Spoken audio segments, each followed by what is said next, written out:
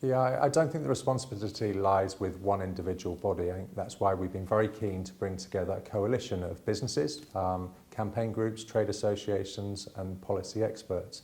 And I think what we've been very keen to create is alignment amongst businesses to create a common definition of what those skills are.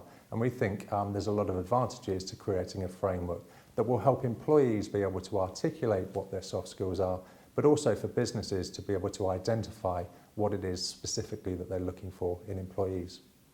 I think it's very easy to blame one particular side of the debate and one organisation. You can blame the education system, government or employers and businesses, but I do think it's a combination of all three.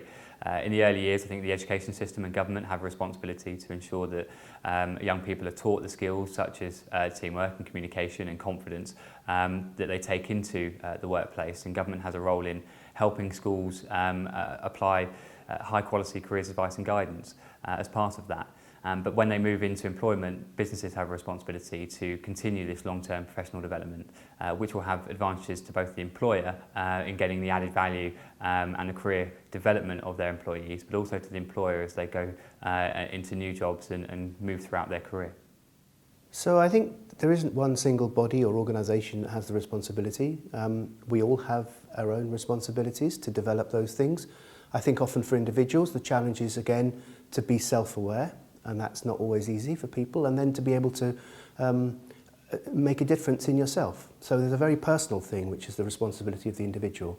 At the same time, when we talk about soft skills in employment, soft skills in relation to attendance at school and in other settings, I think there are a whole series of organisations and players who have a responsibility.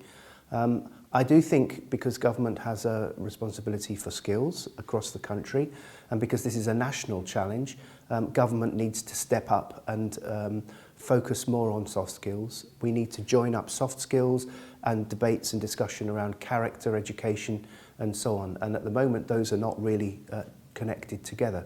So there is an important role for government, but it's not the only one.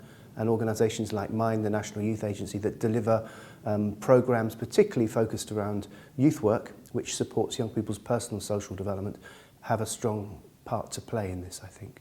That it's a case of education delivering character-based education and soft skills development, and it's stopping and then industry taking over afterwards. I think it's the responsibility of education and industry working to get together to develop those skills.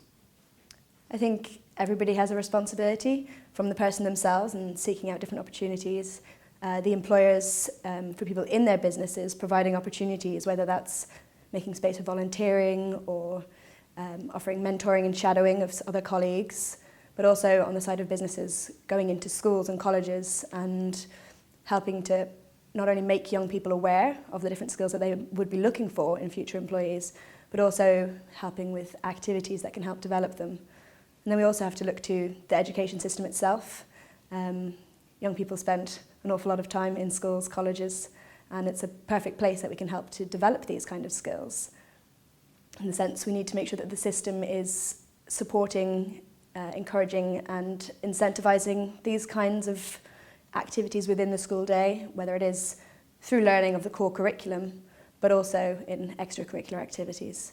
And there's definitely a sense that we all need to club together and help and support people to develop these skills. So it's businesses going in doing things like that, schools making time for it, but also the individuals being receptive to that kind of training.